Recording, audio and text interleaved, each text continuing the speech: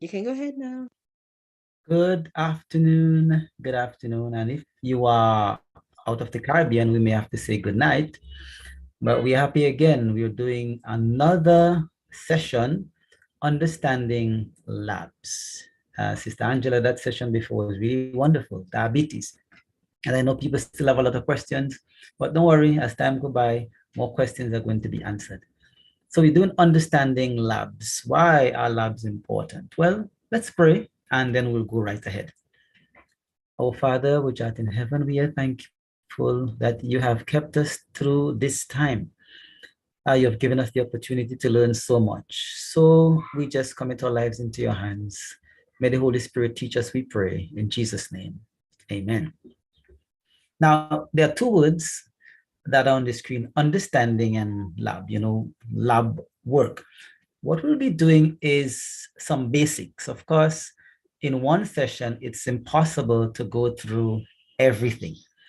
But this session is designed to give you an appreciation of your lab work. When you go to you do some blood work, you have some terms and you have some values and what they may indicate. And understanding is what they may indicate. When you do blood work, you do serum testing. There are many kinds of lab work that can be done. You can do a biopsy where you're taking a sample of tissue. That's one type. You can do stool analysis where you actually do a sample of assess the stool. You can do sputum analysis, skin analysis, hair analysis. There are many different types of analysis. Even in terms of your blood work, you can have serum analysis. You can have what we call RBC testing. RBC testing has to do with what is happening at the cell level. So there are many different parameters. You can do enzyme testing, urine. There are many different types. So just understand that God has designed us, and in every human being in the world, in the universe, there are what we call windows to life. Windows. Your blood pressure is a window. Your blood sugar is a window. Your cholesterol, your creatinine, your bun, your neutrophils, basophils, all these are what we call windows that give indicators of the possibility for life. Now, if you are in the window, in the range, then life can exist and consist what we call normally. You have very little or no aches and pains. Of course, we live in a sinful world, and therefore there are many things that would have changed in terms of how our physiology operates. So in measuring the windows, we are able to see or understand what may be happening in the body and thus make the appropriate intervention. So it's important to check these things. It's important to do your blood work. It's important. A lot of people think, well, because I'm vegan, I should not go to the doctor and get myself checked out. It is important that you do that. Now, there are many different types of lab work as well. So not only blood work you can do biochemical analysis and other types of analysis. Some may not be available in our region. You go to places like Cuba and Mexico and so on. There are types of evaluations you can get done that we have no idea about. And that's why sometimes you may be ill and you don't know what is happening. You go to these countries and they're able to find out. Now, the scripture tells us that the life of the flesh is in the blood, the life of the flesh. Blood is a symbol of life. It circulates, and that which circulates means that things are going to be happening. Any kind of stagnation is going to create a crisis. Why? We are all made up of cells. It is cells that make up tissues, make up organs, make up systems, make up the organism. And those cells need a constant supply of oxygen to keep activated, of nutrients to build up the tissues, and of waste removal to cleanse. So in the design of God, because all cells need oxygen, he designed the respiratory system, and you may have done that. Then to get nutrients, he designed a digestive system. So you have two. But even though the digestive system does its work, and the respiratory system does its work, the nutrients and the oxygen need to be transported. And so the mechanism for doing that is the circulatory system. And the big part of the circulatory system is the blood, the fluid component that has so many components and functions. If the circulatory system, the transportation system is ineffective, there is what we call stagnation. Now, at the cell level, this exchange of nutrients, oxygen, and waste disposal is occurring up to 80 times per second. So that's just to give you a background as to when we do lab work, we are trying to get information in time and space. So when you do your blood work, it gives you an indication as to what is happening in time. It is like your life, a snapshot of your life in time. So now, in the lab work result sheet, you are going to find many ranges. You have low range, normal range, high range. And just because you are not within what we call a normal range, it does not necessarily mean that you are unhealthy. Now, these ranges are what we call reference ranges. So it may not be normal for you.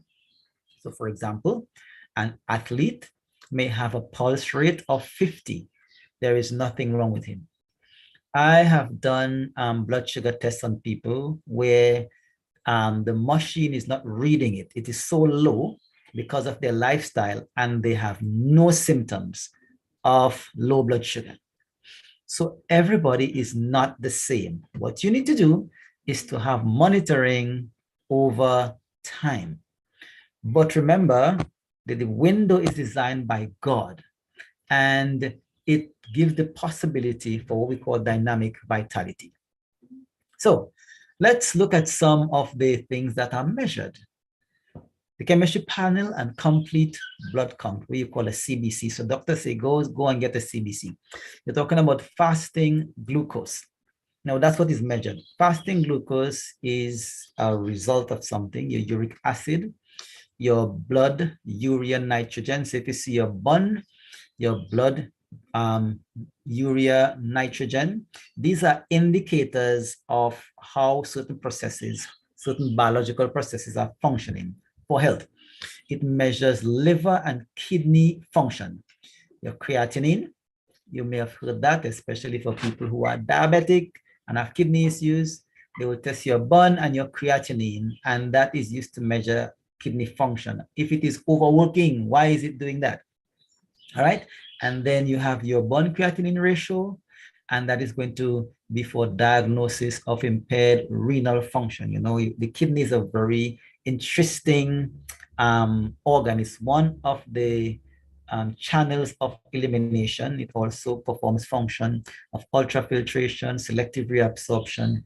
The filtering mechanism is very important to assess in these situations.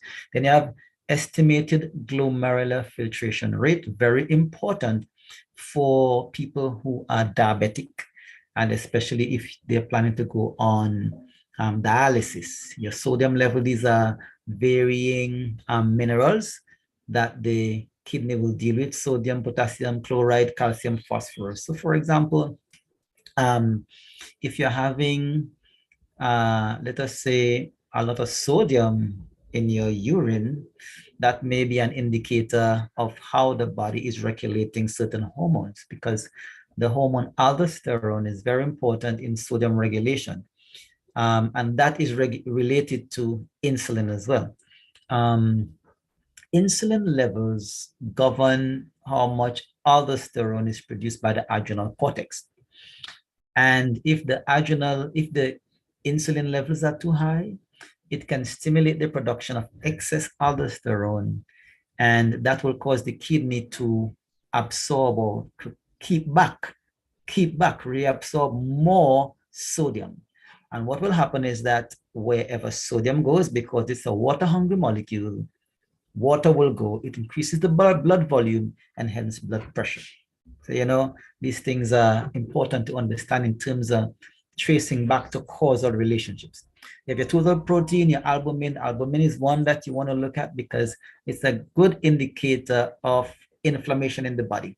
Albumin is a plasma protein, and its main function is to keep the fluid in the blood vessels in there. The blood in the blood vessels is on the atmosphere, is under pressure, but in the tissue spaces, there's no pressure at all. So it's important to understand when you see albumin in your urine, indicating of inflammation. What is inflammation? The body's initial response to infection, irritation, or trauma, tissue damage. So something is happening in the body. Why? The albumin is escaping into the tissue spaces and hence getting into the bloodstream. Because what will happen is that if a lot of plasma proteins are getting into the bloodstream, what it means is as it escapes into the tissue spaces, it is getting into the lymphatic system. The lymphatic system's job is to get it back into the circulatory system. But with our excess inflammation, you have excess amount escaping into the tissue spaces. All right, then you have your globulin. Globulin is another plasma protein that is important in dealing with certain kinds of infection and so on. Albumin globulin ratio, of course, if you're doing infection, then that is more inflammation. Your bilirubin is going to evaluate kidney and liver function. The kidneys and the liver work together. You have your bile pigment and you have your bile salts. Then you have your alkaline phosphatase is going to evaluate the liver and the bone disease. You have your LDH, lactic dehydrogenase, your enzyme, and of course you have your liver enzyme and your serum iron level. So there are many things that you can do. You have your lipid profile that is going to evaluate the risk of developing atherosclerosis, hardening of the arteries in terms of plaque and coronary heart disease. Then you can do your total cholesterol. And by the way, just to talk about cholesterol a little bit, there's a lot of information on cholesterol, a lot of information that is not always the best information. And so that's why it's important to study this topic carefully. Cholesterol gets a bad name because of misunderstanding of its function. Cholesterol performs over 120 functions in the body, so it's good. As a matter of fact, to transport your B vitamins to your brain, you need cholesterol. And if you don't have B vitamins, you know, irritability, anxiety, and lots of problems can step in. Now, even if you look at the cell level, you need cholesterol. Your myelin sheath is primarily cholesterol. That enables the nerve impulse to be conducted speedily. And remember, the brain nerves are the only medium that heaven can communicate with earth. It enables us to move fast. So whatever affects cholesterol affects your thought, affects your personality. You have HDL and LDL. Now, HDL and LDL, again, are misunderstood. HDL is thought to be bad cholesterol, and HDL is good, and LDL is bad. Well, both of them are good. It depends on how you apply them or understand them. So LDL is a repairer molecule. By virtue of its density, it tends to move closer to tissue. Let us say it's moving into the bloodstream. It tends to be closer to the wall of the blood vessel, as opposed to HDL, which is kind of more in the lumen. So LDL is normally moving from the liver to a site that has been damaged by oxidative stress as a repair mechanism. That's the function of LDL. So LDL is not a bad thing. However, if damage continues, it's like if you have a wound and you did not treat it well, it is going to develop an infection and that is going to spread. So a little cut can now become a big sore, and then you can actually cut off your circulation and lose it. So LDL is being laid down as a natural repair mechanism because I can't reach inside my blood vessels and see them. So God developed a mechanism like an internal plaster. However, if damage continues, that plaster can get hard. And then of course, it's going to build up as damage continues, narrowing blood vessels. So many times when parameters are being measured, it is from the result and not understanding cause. Now, When we change our lifestyle, then the repair work is done. You're going to have HDL transporting now the scaffolding and the debris from repairing to the liver to be broken down and to make your bile and your whatever else that is used. So both HDL and LDL are important and they have the various uses. So don't think if you have, let's say the doctor says your cholesterol is 300, oh, you are alarmed and you want to go on Lipitor and other medications. The idea is let's find out what is happening first. So lab results are designed to give us an indication as to what is happening in the body. So for your complete blood count, you will look at things like your red blood cell count. And by the way, red blood cells are, they have no nucleus, and so they have special needs. Sorry about that. They have special needs. You're looking at your hemoglobin count, your hematocrit, your red blood cell indices, mean corpuscular hemoglobin, and so on and the like, red blood cell distribution, white blood cell count, and your platelet count. These are some basic things that you're going to be looking at. So now, what does the lipid panel check for? Lipid, when you think of lipid, you think fat, you think triglycerides, cholesterol, and they measure the risk. You're looking at the risk of what we call heart disease, coronary artery disease. Now, the coronary artery, that very important artery, you only tend to have that buildup of plaque in the arteries and never the veins, because now the oxidative stress tend to happen there more than the veins. And so you hardly ever hear people having plaque in their veins. It normally happens in the arteries. Now, if you are looking at what are the reasons and how they came up with these levels, is that they would select a group of people that you consider to be healthy, and you take your samples, and then the mean figure of their numbers will be taken. That's what they normally do it, whether it be in terms of the ranges for whatever parameters they're measuring, or your pulse or whatever. It's normally statistical data. So not because you're not in the statistic mean that things are really, really bad. So in terms of triglyceride, the normal levels would be less than 150 milligrams per deciliter, or moles per 1.7 millimoles per liter. Now, again, we wouldn't break down all this because we're just doing some basic. So just know that when they're doing the evaluation, this is what they are looking for. Now, before, it was less than 170. Now, there is an aspect of health called disease mongering. What does that mean? It's just a big term. Don't be scared of it. The ranges for health are becoming narrower and narrower. That is determined by the people who set standards. So it doesn't necessarily mean because they have narrowed the range. What that means is that a person who is 160 would be considered abnormal. For example, previously, in terms of cholesterol, having a cholesterol level of 300 was no problem. Now, it's much lower. All right, so now if we do like a case study and we just look at how it may appear on your lab, you look at the name of the test, triglyceride test, and the result is 54. Now remember, what we are looking for is less than 150 milligrams per deciliter.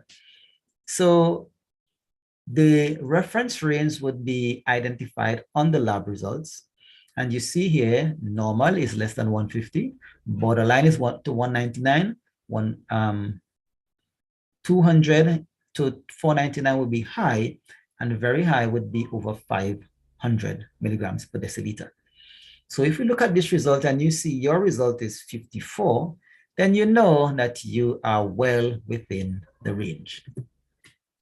Now, so then what may cause your triglyceride levels to be high? What are some of the things? Well, of course, too much fat in your genetics, because If genetically you are predisposed, you are going to have naturally more fat. Now, there are different types of fat. You can have, you have something you call skinny fat. So there are some people, they are not fat on the outside, but there's a lot of fat around the organs. To understand that, you have to do your testing. Now, then some people take in too much fats and simple sugars. Now, especially if you're doing a lot of oils, you are cooking with oil, you are eating high fat foods, fried food, and so on. And then simple sugars, like your refined sugars. You're eating lots of bread, wheat, pastry, and the like. Those things. What the body does is when it cannot metabolize the glucose, it stores some and then it converts the rest to fat. And then, of course, if you're overweight, for whatever reason, you have sedentary lifestyle, you have a combination of all the above factors. So now, remember, cholesterol levels are important. All your sex hormones are made from cholesterol. 75% of the white matter of your brain is actually cholesterol. So, but if it's too high, it's an indicator of something. There are lots of times we have to deal with people with high cholesterol. They say, my cholesterol is high. And I just say to them, please come off refined foods and animal products. Just by doing that, in 3 to 4 weeks, you can normalize your cholesterol level. I'll give you an experience. There was one of my colleagues, young man, he was in his 40s, and he had the doctor diagnosed him with high cholesterol. Now, he said, what can I do? I said, well, do you use animal products? He said, yes. I said, well, you need to stop using animal products. Stop eating all that meat. He said, I love my goat. I said, okay, then keep your cholesterol. But he decided to try it. He came off the animal products, and in 3 weeks, his cholesterol was back in range. 3 weeks, he did nothing else. He lived normally. He just came off animal products. Now, because animal products, they contribute because of the purines in them, especially to high oxidative stress. If not, they do many other things. But the body is going to take more energy to try to process that.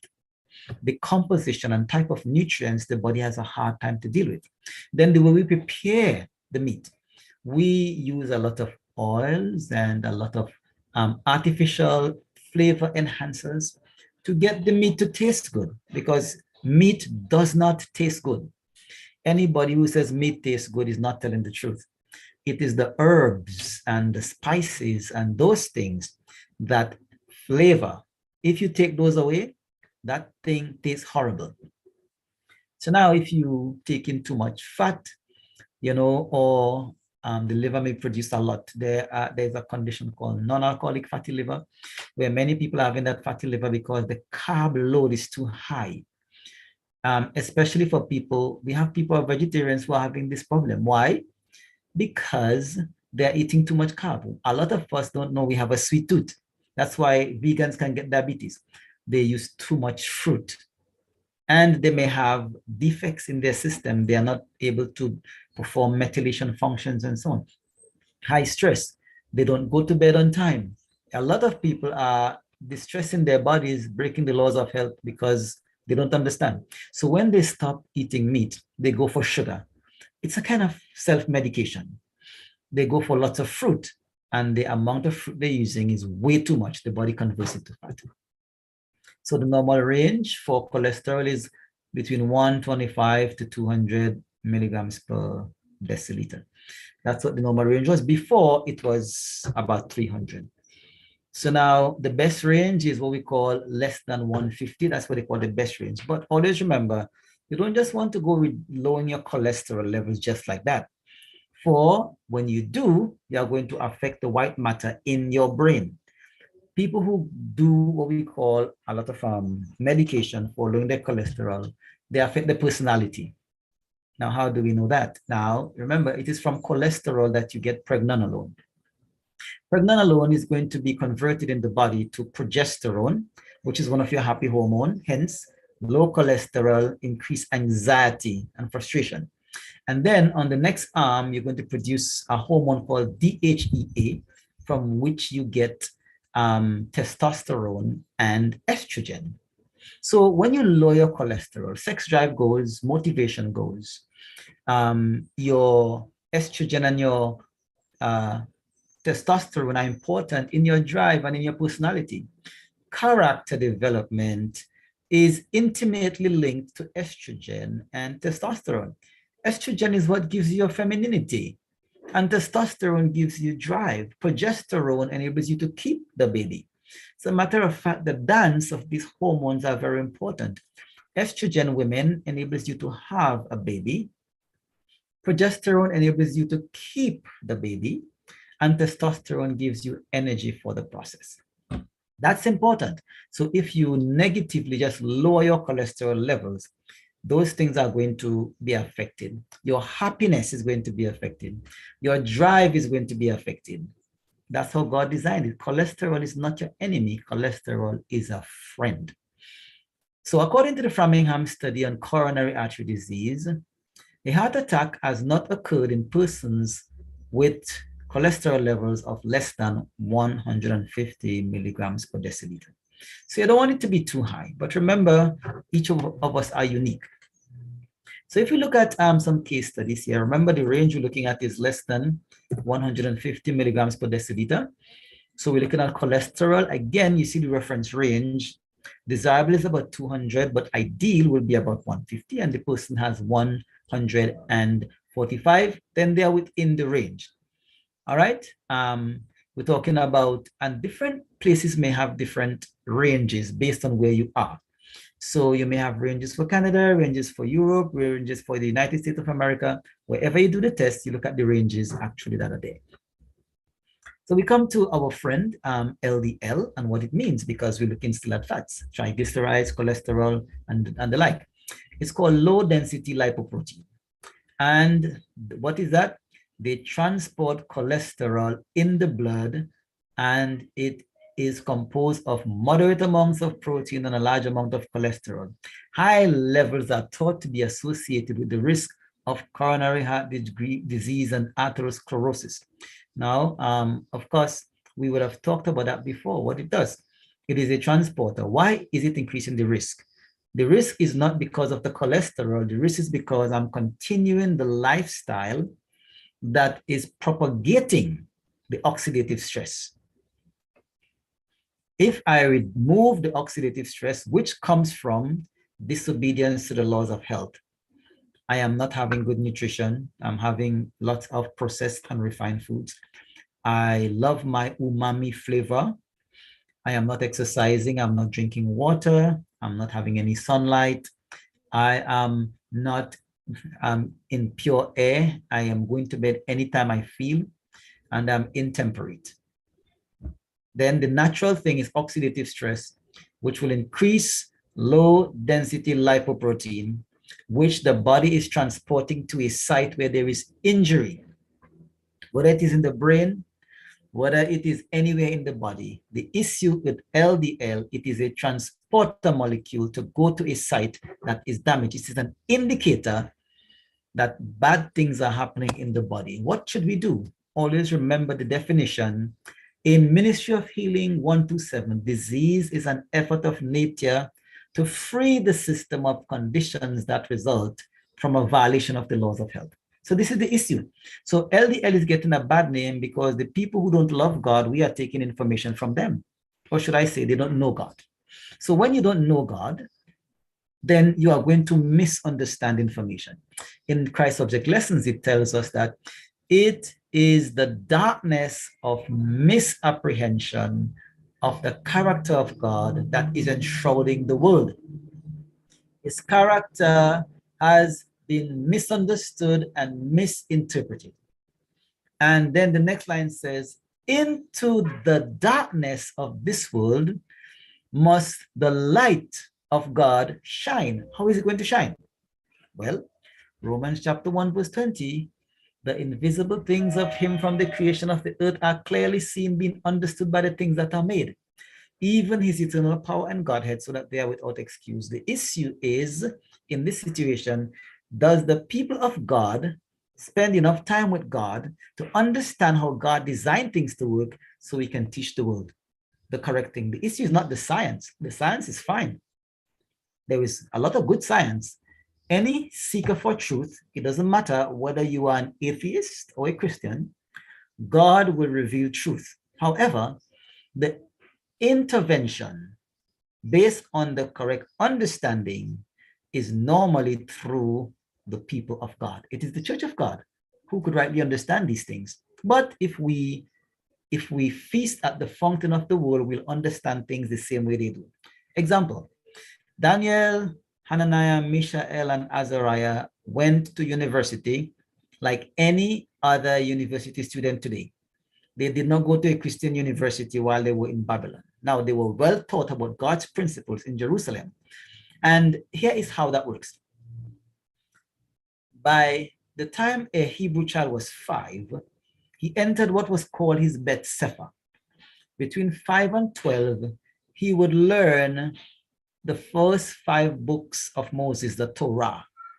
Remember, he was taken to the rabbi by his parent, and the rabbi taught him. The rabbis were the doctors then. And that is why when it came to understanding and diagnosing leprosy and these things, you brought them to the Levites. Sorry, the Levites, I should say. So now the rabbi would put a drop of honey on that 5-year-old tongue and say to him, the first interaction, may you find God as sweet as this honey. So in everything in life, he was looking for the sweetness of God as the honey is sweet. So whether he was in the field, whether he was in the classroom, whether he was relating to his siblings, whether he was relating to his parents, he was looking for the sweet of God. You see, we don't have that kind of orientation where we make learning practical. So he's learning, he's able to see that God put a germinating principle in a seed, and the sweetness is the love of God that enables the fact that when I put the seed in the ground and I put water, that there can be cation exchange capacity. Now, between 12 and 16, he entered his Beth Midrash. What is the Beth Midrash? So of course, he entered his Beth Sefer, 5 to 12, then Beth Midrash from 12 to 16. From 12 to 16, he learned the rest of the Old Testament by heart. Now, by 5 to 12, first 5 books in the Bible, the Torah, by heart, all the principles. Next 4 years, the rest of the Bible by heart, Isaiah, Jeremiah, all these. And then, if he was really exceptional, he entered his Beth Talmud. He now learned all the writings of all the rabbis and the bright people, their understanding and explanation. In other words, he was well-oriented. So Daniel and they had this kind of orientation. So they went to a hidden school and they learned science. Remember in Daniel chapter 1, verse 4, skillful in wisdom, cunning in knowledge and understanding science. They went to the same schools as everybody else. They were exposed to the same teachers as everybody else, but they understood Romans chapter 1, verse 20. The invisible things of him from the creation of the earth are clearly seen. Therefore, when they went into the school, they were able to understand the science and become 10 times wiser than their teachers. And the natural thing that would happen when you are exceptional, when you are skillful in wisdom, which means you are able to solve problems, cunning in knowledge, you have a lot of information about, you are understanding science, you understand how things work. You don't have to be a genius. Any good leader wants those people in their economy. So the natural result of that is opportunity and promotion. And what is the purpose? To declare the character of God. And so this is what this is about. So it's not about, well, you went to this school or that school. Good science is good science anyway. That was just by digression, by the way. Now, what would be the levels of LDL that would be ideal? Well, for male and female, it's a little different. So, less than 130 milligrams per deciliter. For optimal health, you want less than 90 for LDL. So once the LDL levels get above 180, it begins to attach itself to the arterial wall. Remember, why? If you have that volume of LDL floating in the blood, the natural thing is that it's going to bump into the wall. Remember, the blood is not like water. It has viscosity, thickness.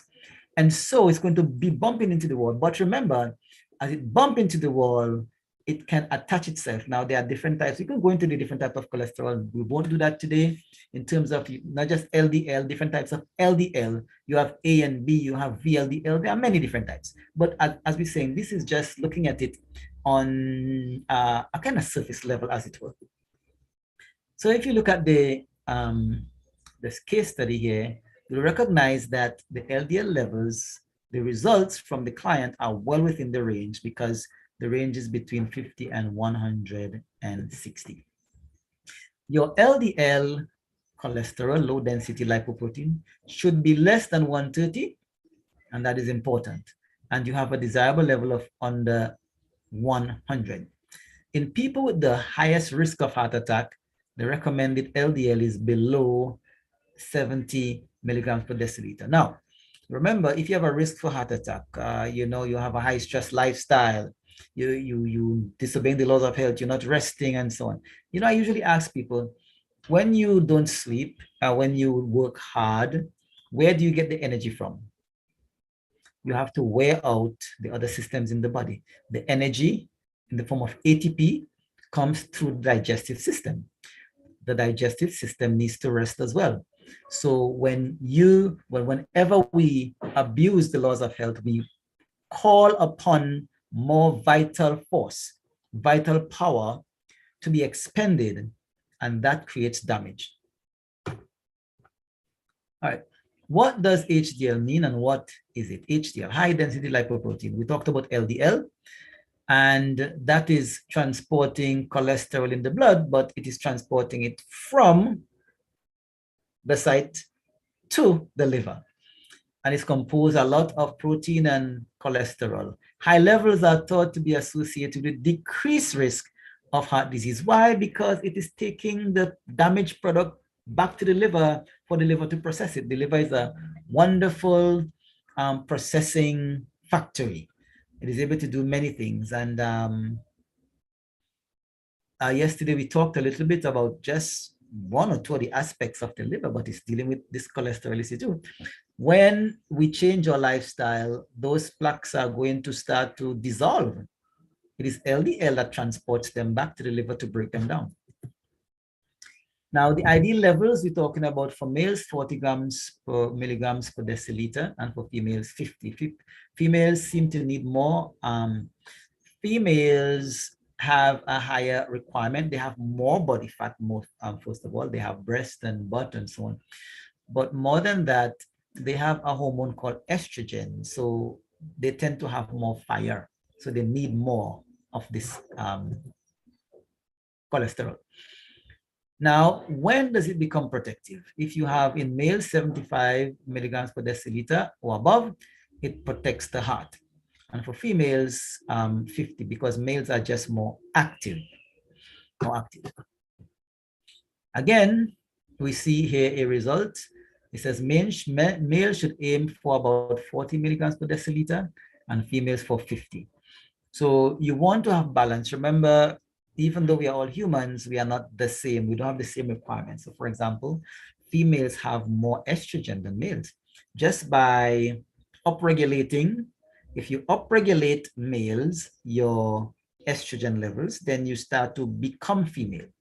Even in your thoughts, even in your physiology, you are going to start to have soft skin, and you are going to grow breast, and you are going to think that you are a female.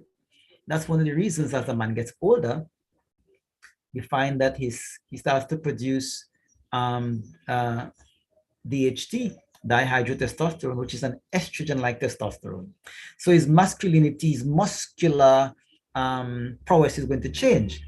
And even in midlife, a lot of men become effeminate because the levels of this estrogen-like substance floating around the body changes your personality. So please don't always be quick to judge. That's why when we evangelize, when we have information, we can now help people and help them and not criticize and condemn them.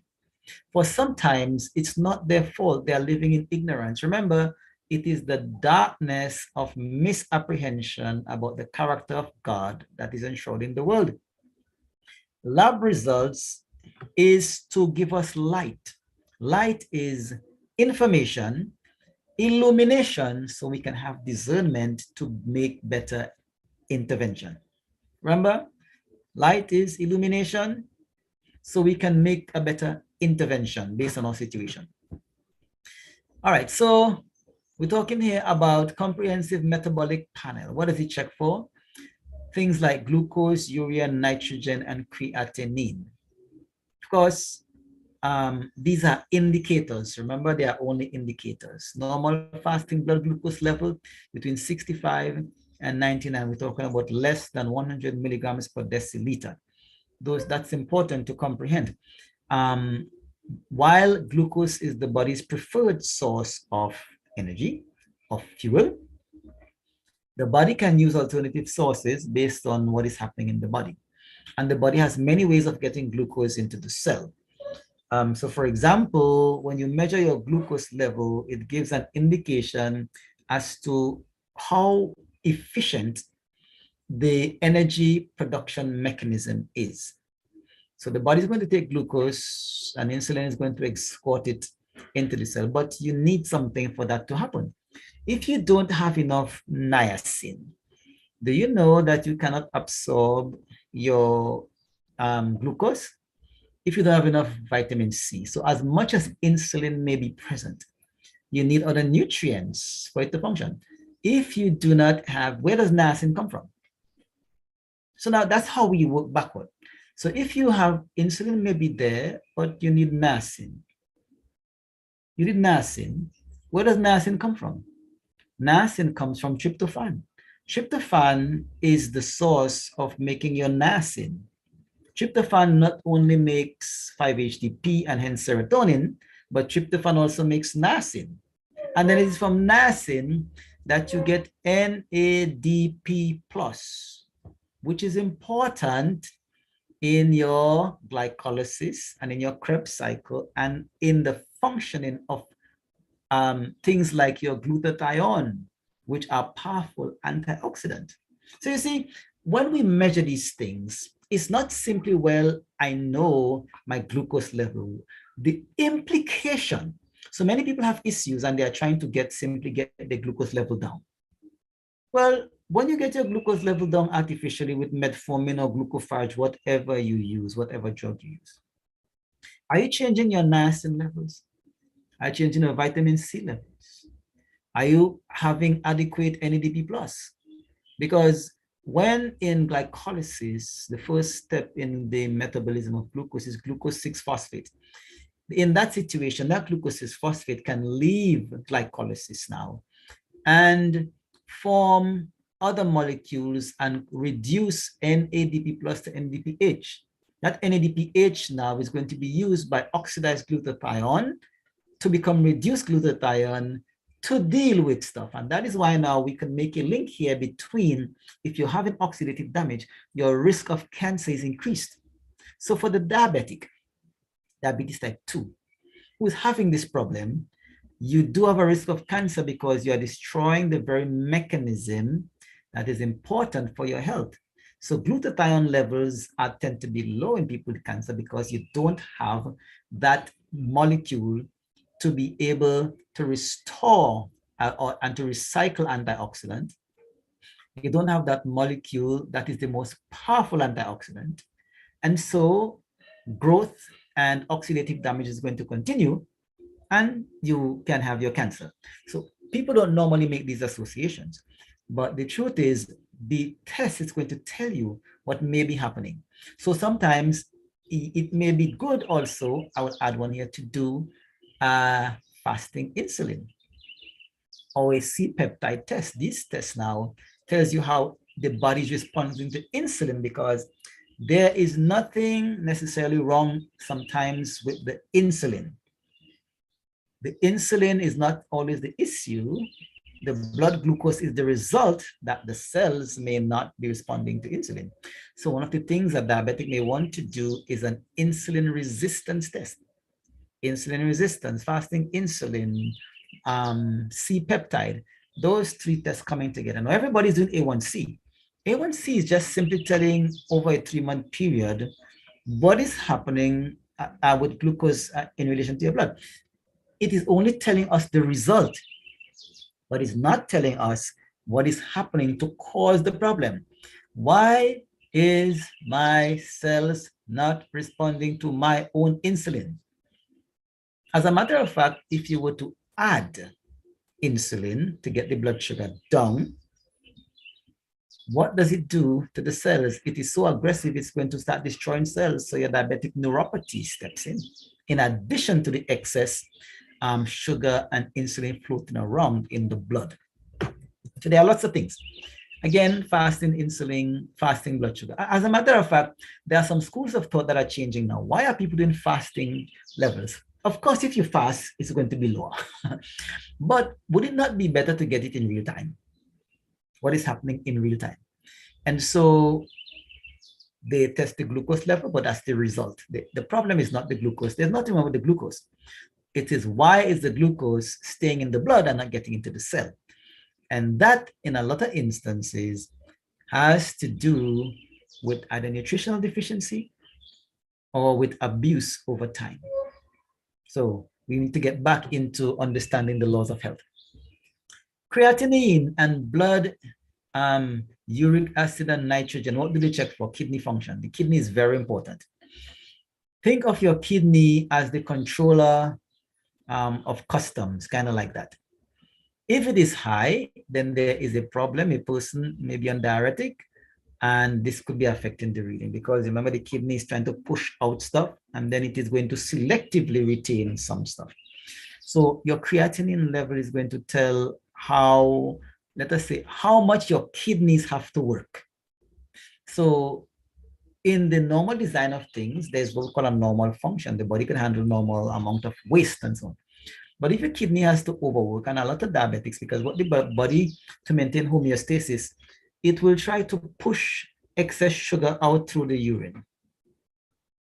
And with that, you increase your risk of UTI, because when you push a lot of that sugar into the bladder, then the bacteria that are there have a ready source of food, the sugar, and they love that sugar.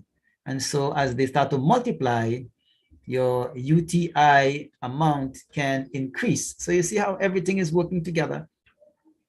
Your kidneys now, if they have to overprocess things, then you can have your levels of creatinine and stuff going up. All right, you have your bond, which is your blood urea nitrogen levels and your creatinine levels, and the ratio should be like about 10:1. Now, these are often looked at as representatives of kidney function. Both are substances found in the blood, and they result from the breakdown of proteins. The kidney normally filters these, but if there is a problem with the function of the kidney or a shrunken vascular volume, like you're taking diuretic medication, then the kidney is unable to filter them. And so they remain, and you are able now to measure high levels. So the normal ratio for creatinine for men is like 60 to 110 milligrams per deciliter. And for females is 45 to 90 milligrams per deciliter. We just have to do more work. All right, so let's say you're looking at the reference range of 0.6 to 1.4 milligrams per deciliter. And if you are about 68, then you are just fine. Of course, AST and ALT, these are liver enzymes. Testing again, liver function. High levels indicate sluggish conjugation of red blood cells or high bilirubin. So now, remember we spoke about liver function, your liver and your salvation yesterday. So this is how now we are kind of making some applications. Remember we said phase 1 in liver detox bags up the trash, and phase 2 takes the trash out. Anything that slows down that process is going to increase. Remember, the pathways for phase 2 detox are enzyme-mediated pathways. See that again. For glutathione to work, for methylation to work, for sulfation to work, you require enzymes. These are some of them. There are about 5 different enzyme pathways, and each enzyme pathway is used to detoxify different types of toxins. So we wouldn't go into that. Maybe another time we may do that. So now, high levels of indicate what we call sluggish conjugation. Sluggish means it's slow. Remember, the issue of circulation must be occurring at a speed of 80 times per second, 80 times per second, for it to be affected. Anything that slows down that process is going to create a problem in the body. So it's important for us to help the body to move quickly. So now if we have seen these things, what it is telling us is that we are definitely having a situation. All right. So, all right. So let's look at the liver function test. And this may just be an example that you may have seen. You have your bilirubin, your alkaline phosphatase, your aspartate, transferase. These are enzymes. You know, your ALT and your AST and your PT and some, you know, all these things. The evaluation and the levels will tell you the severity of some disease or some conditions that you may want to deal with. For example, alkaline phosphatase, jaundice, and so on, and the severity. So just understand, basically, they're telling you how your liver is functioning in many of the issues that we may face. So now if you are drinking enough water, what color should be your urine? Well, for some people, the urine is dark, and some people's urine have an odor. Now, there are some situations that you can have odor in your urine. Of course, diabetes really means sweet urine. Imagine that. But there are other conditions where, let us say, if you have decreased tryptophan levels, tryptophan is a very important amino acid. If you have decreased tryptophan levels, you can have a situation that is called heart-nop disease, where your urine smells like maple syrup. And so some people, if you find your urine smelling like maple syrup, you can have something you call heart-nop disease. Now, what is this heart-nop disease? It's when you have a deficiency in niacin. Niacin deficiency often shows up as pellagra. Pellagra, where you have,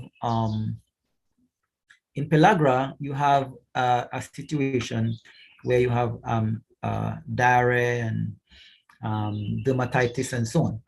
So now, and that's normally what we call a niacin deficiency. So in that situation, what do you do if you have a niacin deficiency? Well, sometimes it's not necessarily because of the niacin, but because of the tryptophan.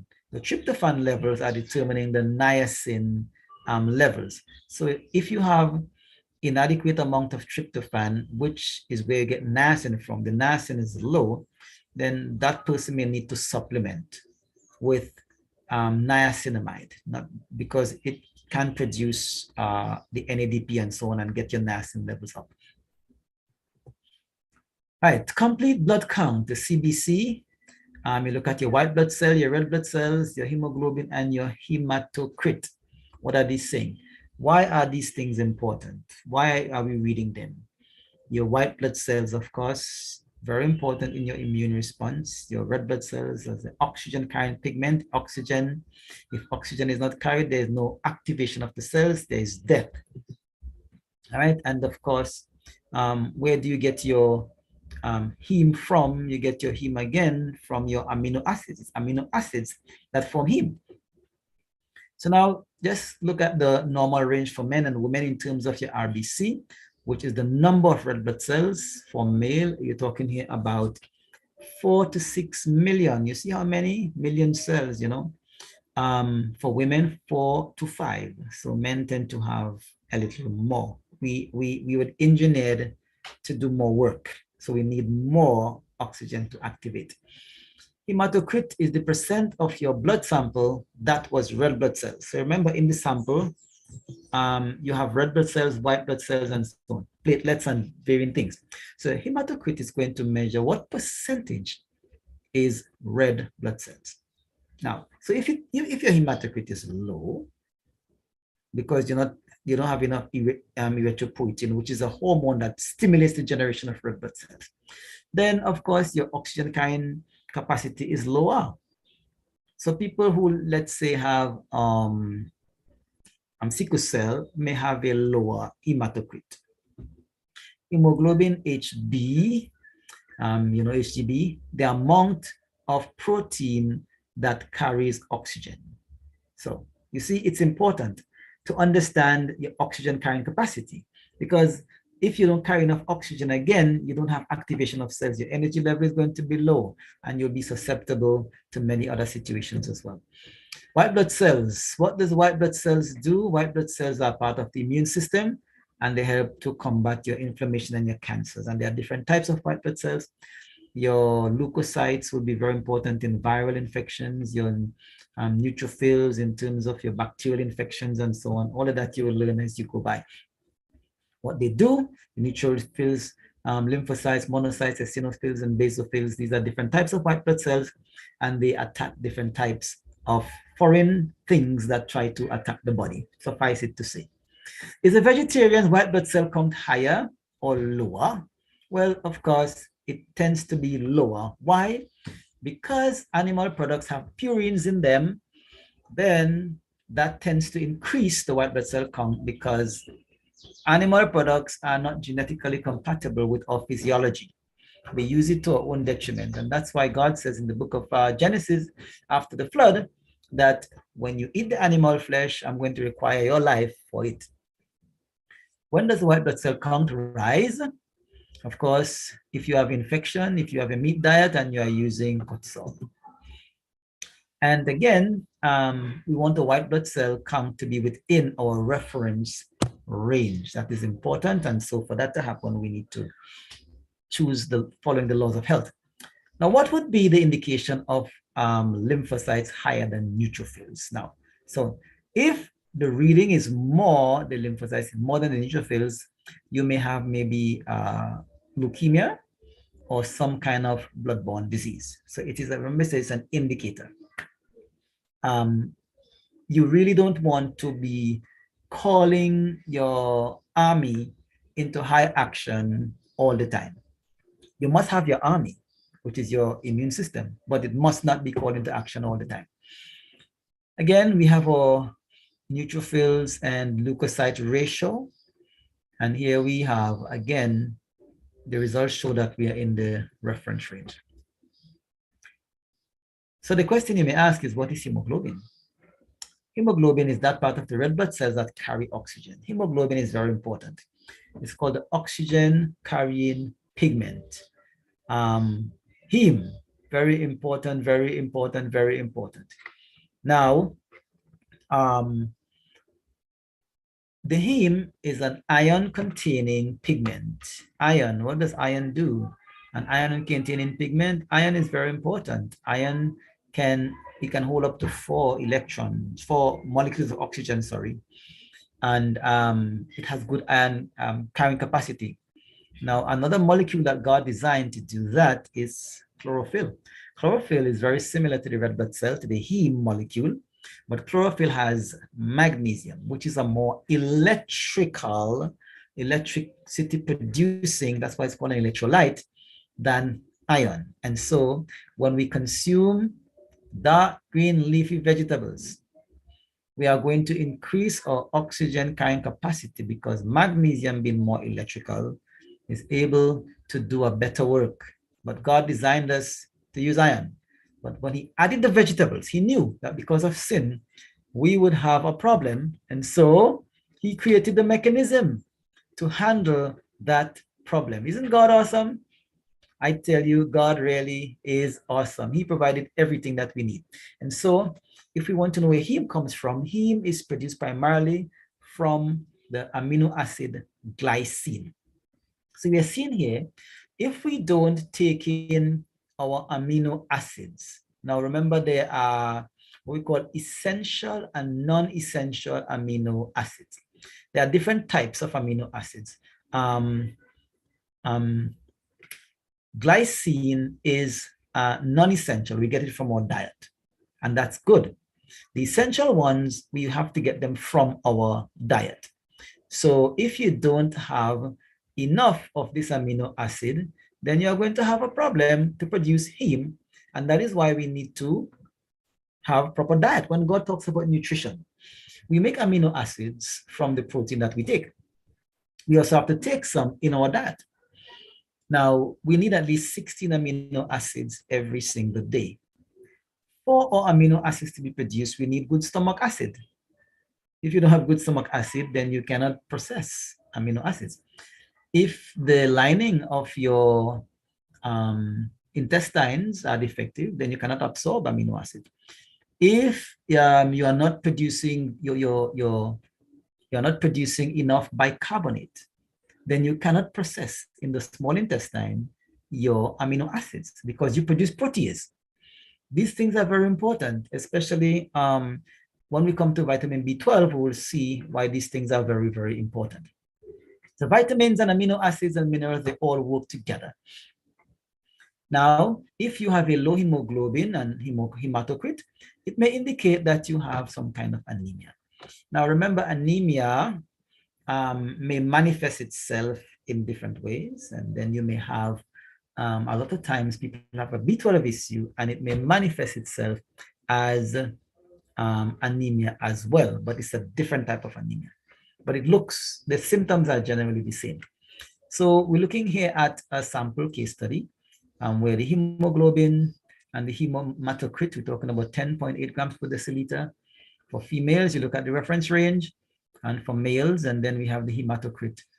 And we see here that they are well within the range that God designs for us to be having.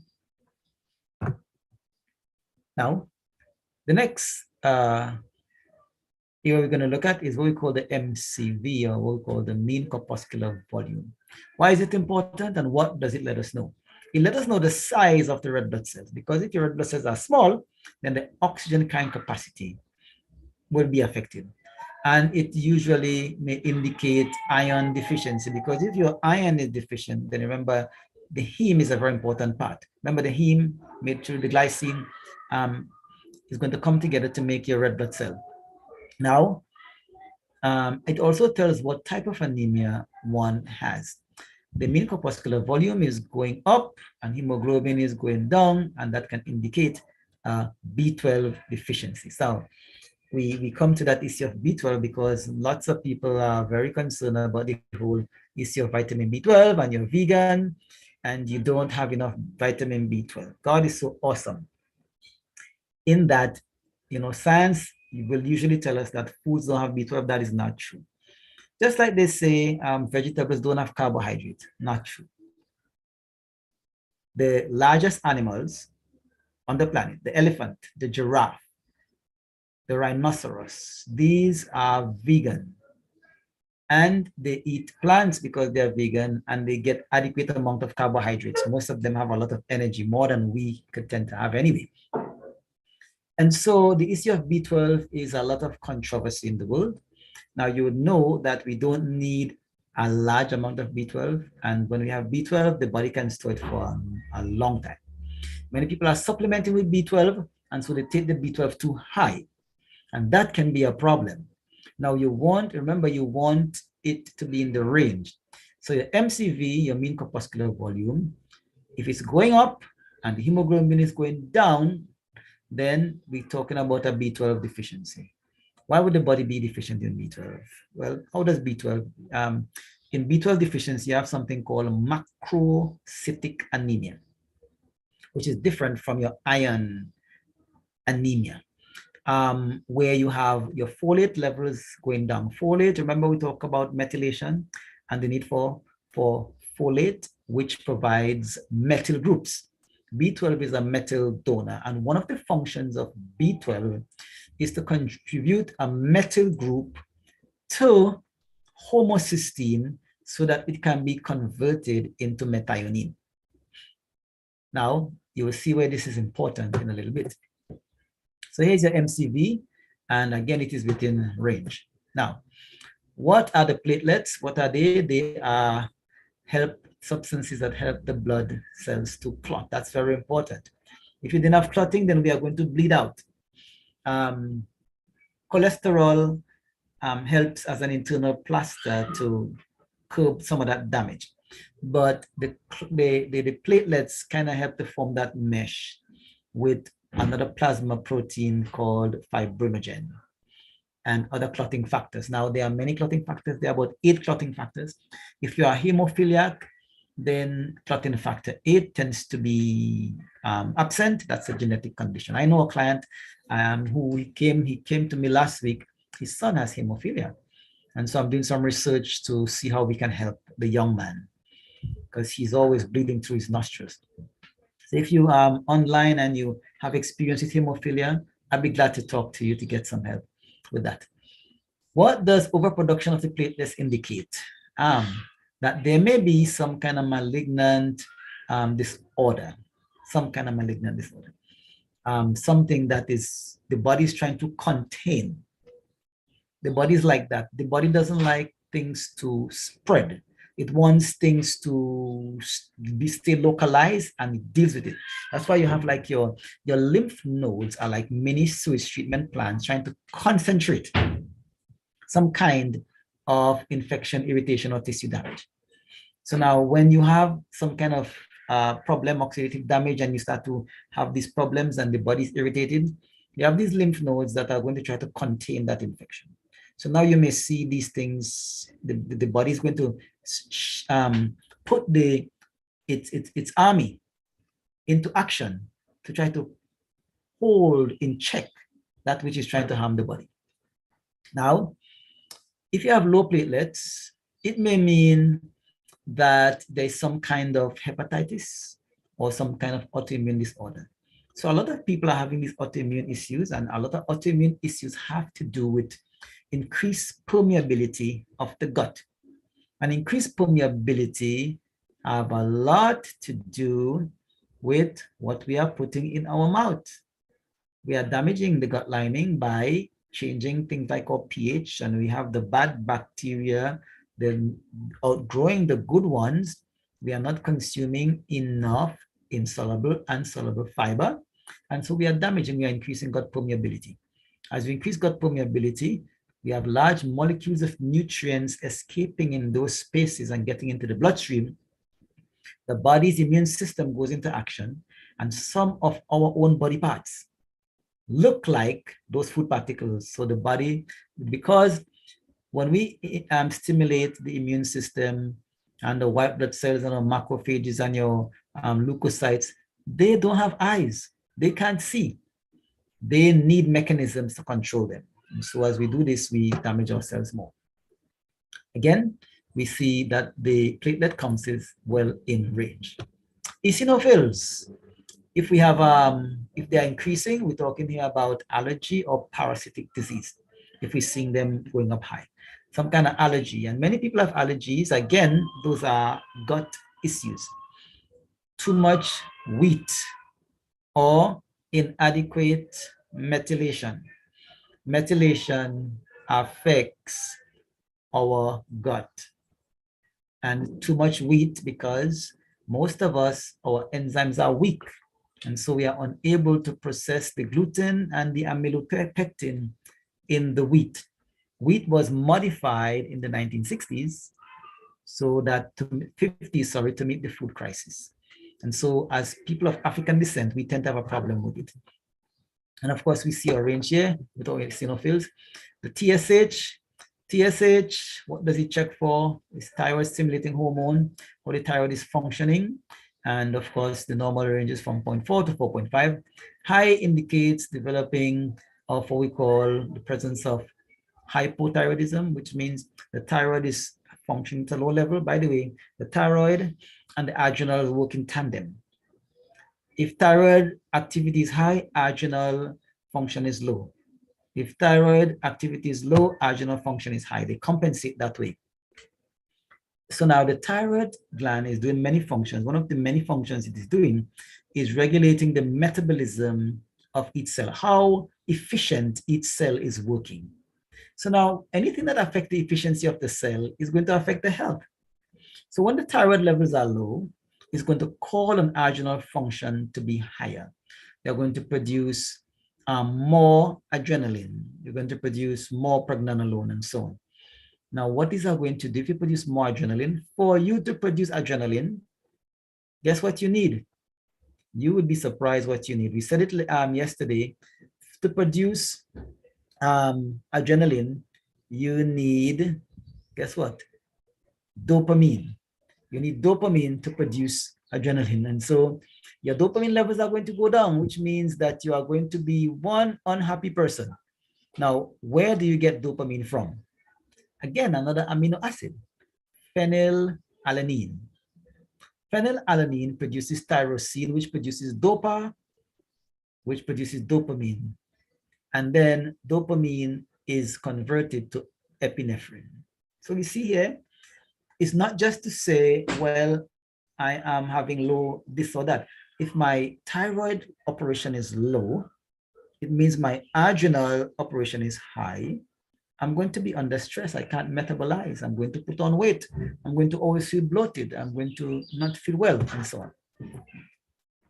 Now, what is the usual cause of a high B12 level? So if there's a cellular deficiency in B12, if you're supplementing amounts of B12, and of course, the issue of B12 is a big issue because, again, many people are saying as a vegan, you don't produce. But one, there are foods that have B12. You have things like your red clover, your catnip, and these things have B12. Other foods may have B12 as well. The thing is, B12 is a very important metal donor. And as we said before, B12 works together with homocysteine to maintain heart health. How does it work with homocysteine? Homocysteine is produced from methionine when it is converted under the action of ATP, with the addition of ATP to what we call SAMe, S-adenosyl methionine. Is converted to homocysteine. These are metal donors. Now, with the addition of B12, it can be remethylated to methionine. And so you have a cycle in the methylation process. So now B12 is very important as a metal donor to keep heart healthy and all the other functions that it performs. How much B12 do we need per day? Only 2 milligrams. We don't need a whole lot of B12. We need just a little bit. So now, many people are not even producing it because their gut health is poor, especially if you're vegan. You're able to produce B12 in the jejunum of the small intestine and in your mouth if you chew your food well and if you eat well. So 1 teaspoon of B12 would be enough to meet the needs of 100,000 people for their entire lives. Researchers are not finding any plant food with large amount of vitamin B12. So it's not a large, but you don't need a whole lot. The body produces all the B12 that we need. At night, the gut produces vitamin B12, but B12 is produced by bacteria action. So if you have good bacteria, they are going to produce B12. And it is deposited in the mouth. Upon awaking in the morning, a drink of water will allow B12 to be recycled in the body. Vitamin B12 is special because the body can store it for years in the liver, where it performs important functions, keeping heart health. Methylcobalamin B12, aka B12, is important. There's an entire presentation that we have on vitamin B12. Now, how do we get a vegetarian get B12? Look at this. Deficiency in B12 can cause many things.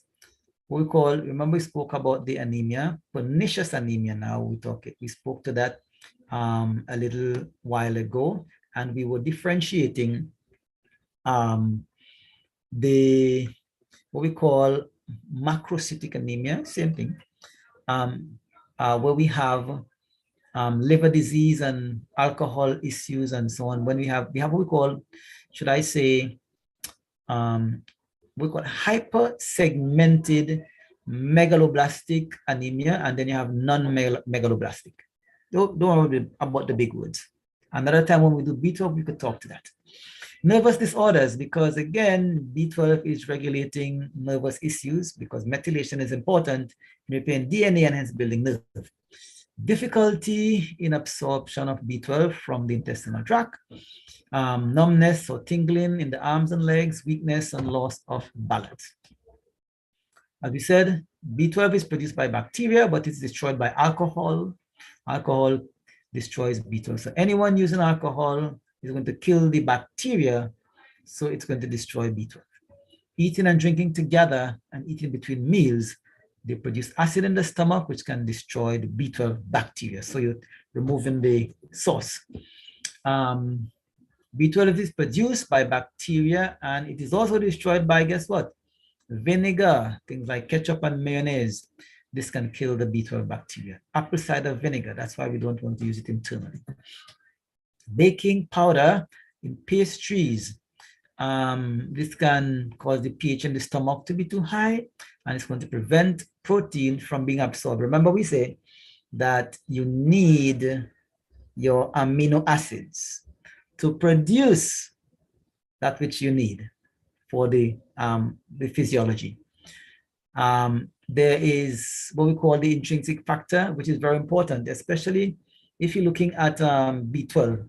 Now, in B12 production and absorption, you can, again, the amylase bacteria produces something you call R protein, which helps the body to keep B12 intact. So the R protein from your amylase in the saliva help to keep B12 intact until it gets down into the stomach, where in the stomach you have the intrinsic factor that prevents the hydrochloric acid from destroying the B12. And then you have like the protease enzyme in the small intestine that keep the B12 intact until we can absorb it into the bloodstream. Isn't God wonderful? So many, B12 is so sensitive that God put mechanism in place from the mouth down to the place where the B12 is to be absorbed to protect the B12. If not, if B12 goes into the stomach just like that without our protein or intrinsic factor, then we are not going to receive the benefit from it. Or even the small intestine, the jejunum, we get the bicarbonate from our liver to alkalize that environment so that they could be the complete processing of the food. So we see here now, the body is not a part, it's a system. So one thing is going to affect the other thing and the other thing. Most times when we study one thing, or nutrient or a body part. The body is not a part, nutrients do not operate just by themselves. So even though we're talking about B12, a lot of the precursors are or what we call the core factors.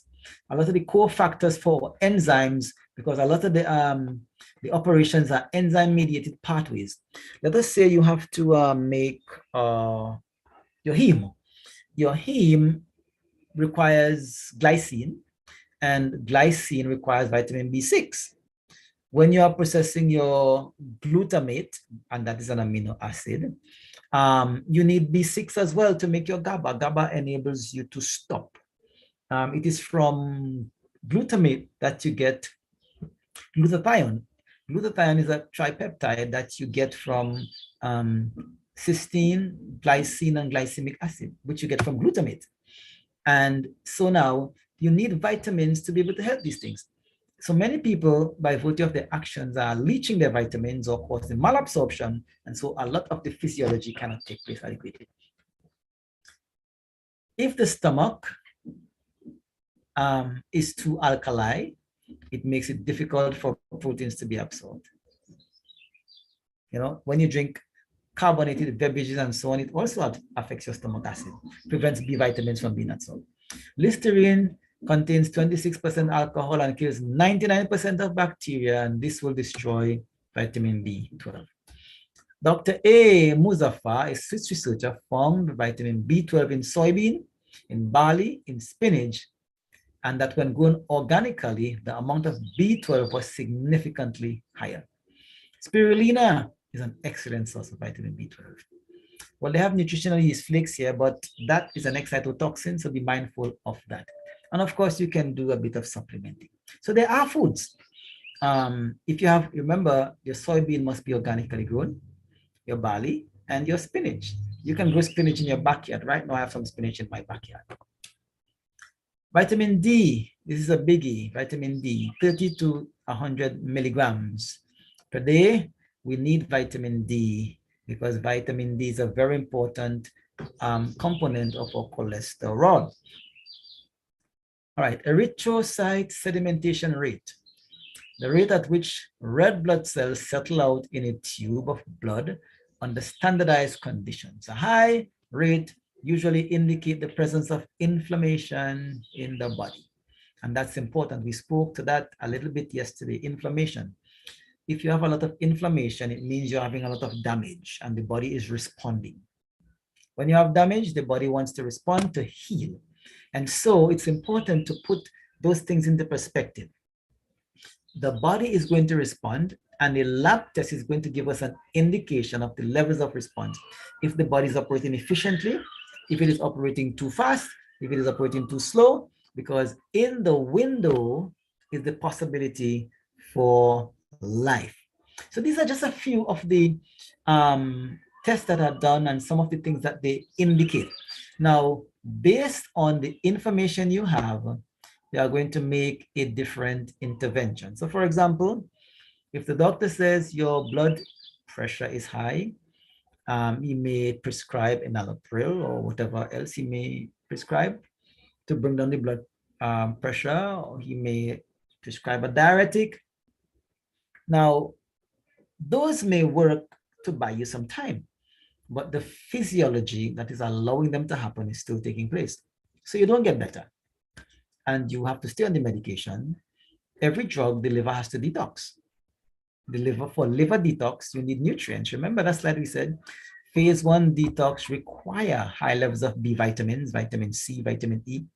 Phase 2 also require a lot of B vitamins because for the conjugation of the fat-soluble metabolites to convert them to water-soluble metabolites to excrete them from the body requires a lot of B vitamins. So B vitamins are very important. That's why many people who have B vitamin problems tend to have mental problems because B vitamins are also important for your cognition. So I trust that your appetites will wait a little bit. You have a little better understanding of some of the tests that are done, what they would indicate, not just in terms of the result, but some of the causal relationships. Now, for us to really get a good sense, we'll have to probably do maybe at least a month and going through each one, what they mean. But remember, the tests are only measuring the end. It is measuring the end. It does not necessarily tell you what the physiology in the back, what is happening. For that to happen, that's why we teach the classes in a scientific way. So you could understand what is happening, how the thing function. And always remember, that text in the book of Daniel chapter 1, in the middle, now there are 7 characteristics, but the 3 I want you to focus on is skillful in wisdom, cunning in knowledge, and understanding science. God be with you as you seek to have a better understanding of the work that God requires us to do as we shine light into the darkness of misapprehension about the character of God. Thank you. I hand you back over to our host.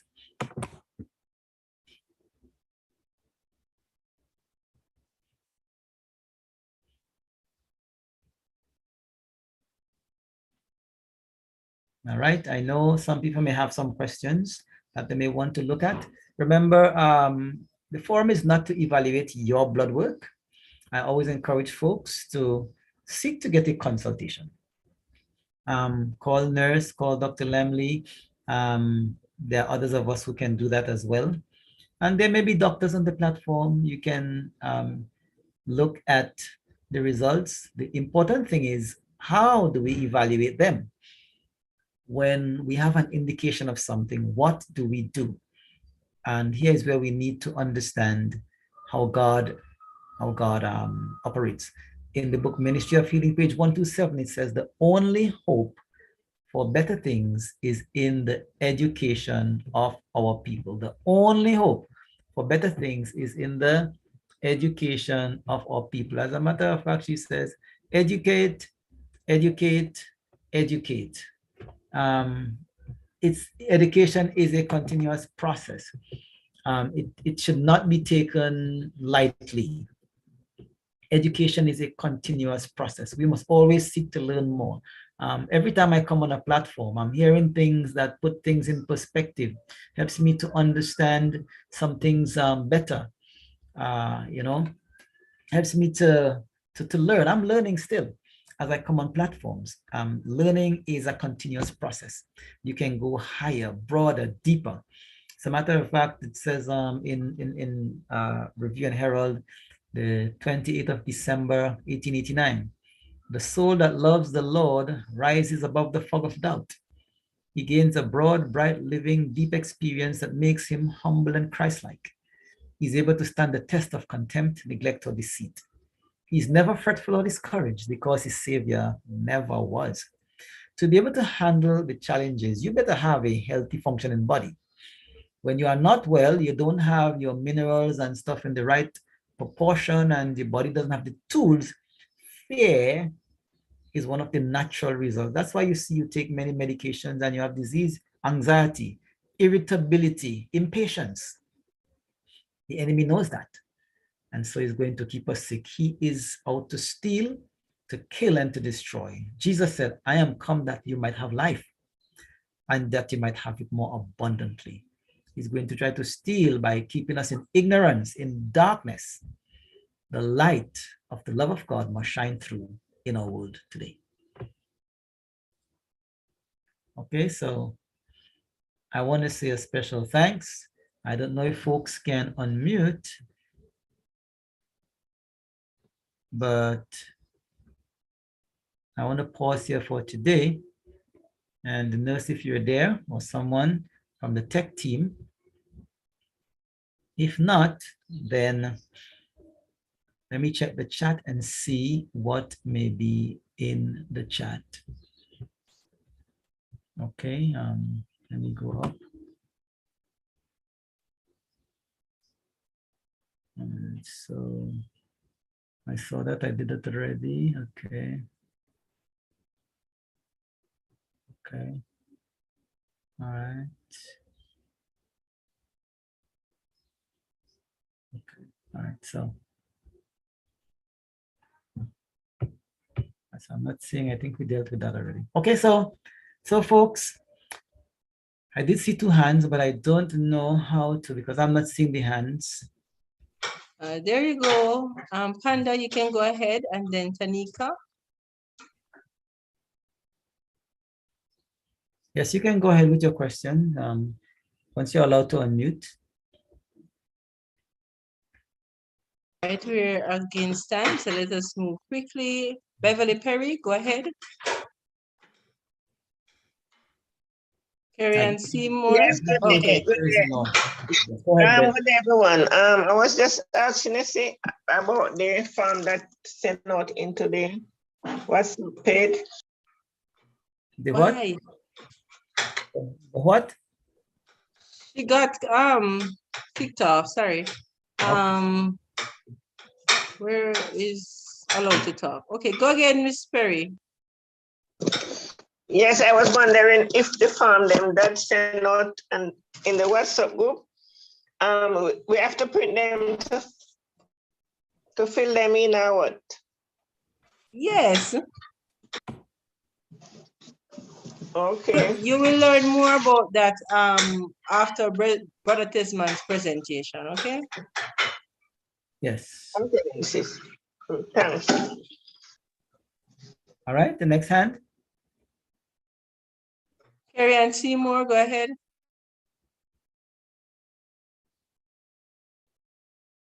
Okay, so we have Seymour. Afternoon. Okay. Good afternoon. Just relating to something that you said, I realized or I noticed that every morning that I get up, I have this issue of what we would call sinus. I blow my nose continually. It happens from the moment I get up to around, like, say, half an hour between 45 minutes, and it stops. So I would blow for the entire that space. So I don't know if it is something that has to do with my health or it's Oh, something yes. in the air, or I It don't has to know. do with your health. Body's preferred channel of elimination is the colon. So that is one of the indications of a congested colon. You are not eliminating well. Mm. And so the next channel that the body chooses, number 2, is the respiratory system. So it's going to bring all those toxins, try to push them. If you can't push it down, it pushes it up. And so when you lie down to sleep, the body is detoxing. And when you detox, it's supposed to push the toxins into the colon for elimination. But if your colon is congested, then it doesn't have enough energy to do that. The next place is going to push it is in the respiratory system. And so that's what is happening. So you need to check your gut health. That's an indication of poor gut health. Do you find yourself being a little impatient and irritable? Carrie? Not really. Not really. I don't know. Yeah, you know, whenever I say not really or you don't know, it means you know, but you don't want to say it on the platform. No, no, I don't. I couldn't say yes to What that. this is your own, because it's your personality. Because when we No, say no. when we say anxious, it doesn't mean now you may measure it by somebody else's anxiety level. So what does anxiety mean? Are you always patient, or sometimes you find that you get a little irritated by some things? Maybe it's an idiosyncrasy. All these have connections because we are body, mind, and spirit. So one of the things when you decongest your colon, you are going to find many things in your life are going to change. You are going to have brighter eyes, rosier smile, but more than that, you are going to have more patience. You are going to be more kind. Listen, they can't hold you down when it comes to the love of God. I'm telling you, Kerry. So you need to fix that colon. Easy way. Now you can go, you have nurse on, you have Sister Angela on, just call these people and they have stuff to be able to do that, you know, and in a short time, it doesn't take long. You'll find that sometimes within a few days, a week, 2 weeks, that problem is gone. Today, I met a guy in the supermarket and he had that problem. Of course, he's a rich guy, so he doesn't want to believe. I said, listen, he's in the supermarket and you will be amazed at the noise he's making. And he said, I use all kind of medication, I buy all kind of thing, and it doesn't work. I said, yeah, because this is what is happening, 1, 2, 3. But he doesn't believe. What can you do? You present the word of God, preach the truth in love, and people have to choose. So you can't get rid of that problem. It's really a gut issue. Thank you, Kerry. Thank you. All right, yeah. I think I saw 2 more hands. We'll take those 2, and then we can wrap Hello, up. Dr. Bob. How are you doing? And Well, everybody else. I'm fine, thank you. And I would like to thank you for this wonderful presentation. Although I need more time to read and digest it. Yes, if you're not into doing this, then it can be a bit overwhelming. But one of the beautiful things is that you have the recordings and you have your notes, because you're going to get the PowerPoint. So you don't have to worry about that. And maybe, nurse, I could send some notes. I do have some notes that are a little more detailed than the PowerPoint, because there are many things I said that are not on the slides. No problem. Yeah, actually, this is the kind of stuff I really need, because my ambition is just to become a naturopathic doctor.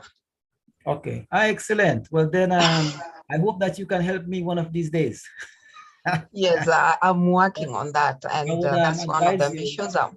Yeah, if you really want to excel in the area for Jesus, you must study the Word of God. Yeah, it is the Word that gives the perspective. You have to understand how God designed you and what He designed you to do, and what are the tools, because when God says He bless you, not money.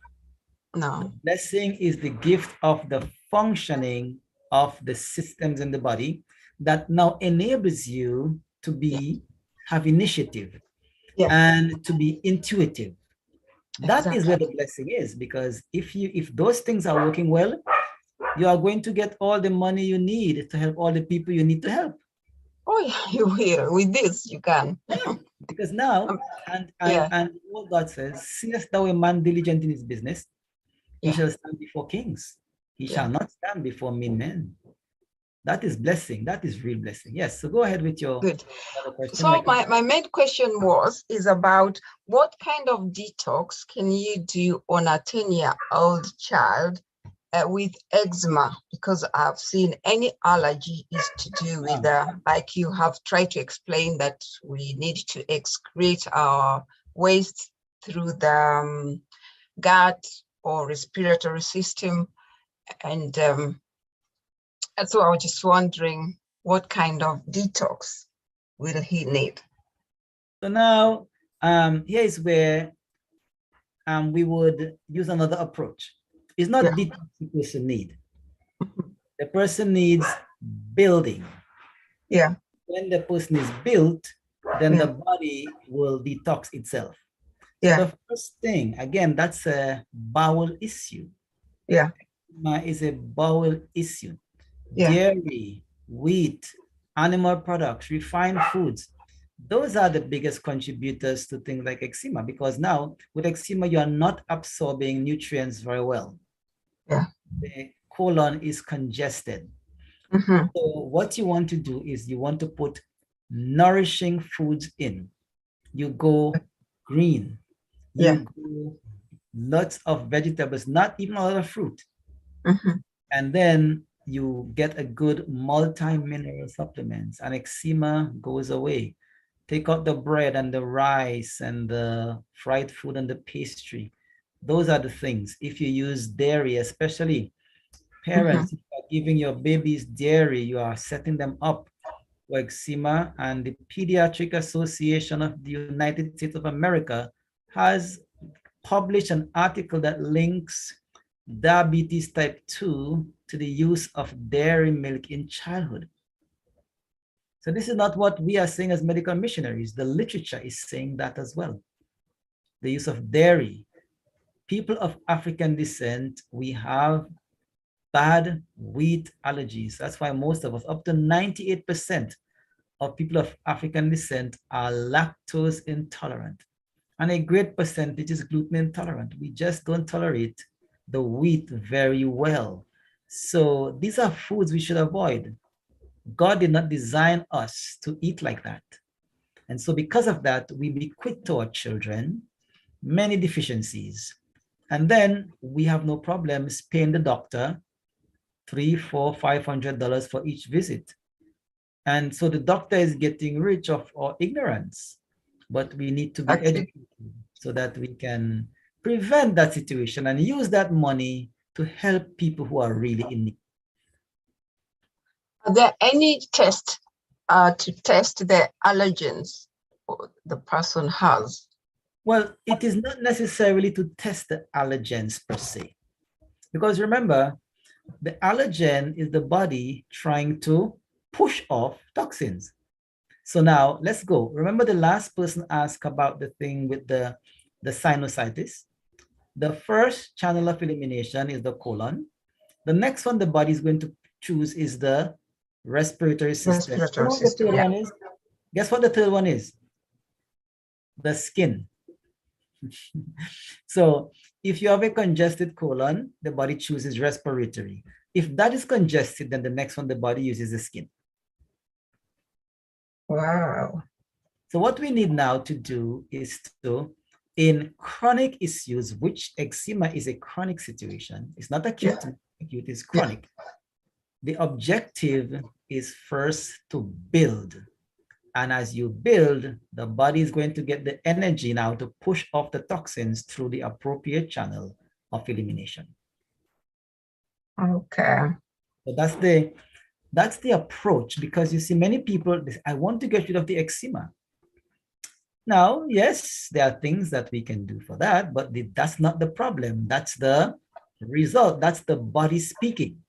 We have to go back and address physiology. Okay. Yeah. So it doesn't have to go to detox. no, the detox will happen when you nourish, when you nutrify.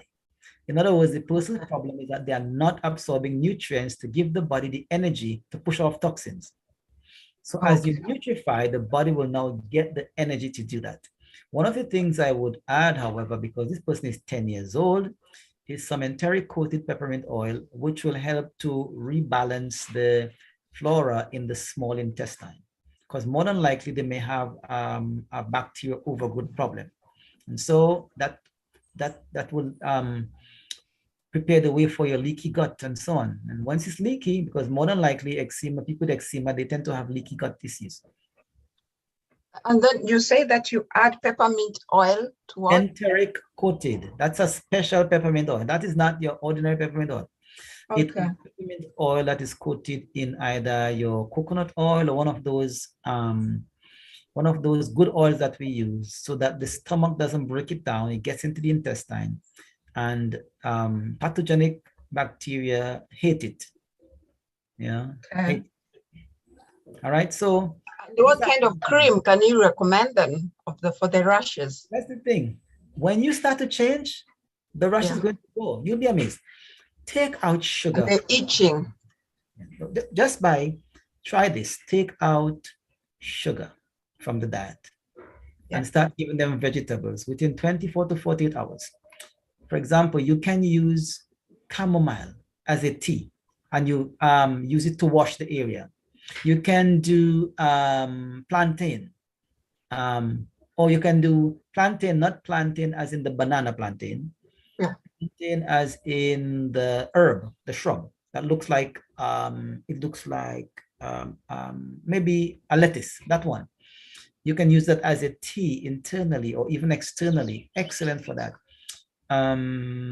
Plantain tea. We have plantain tea. You can use cat's claw. Cat's claw. Powerful. Okay. Yeah.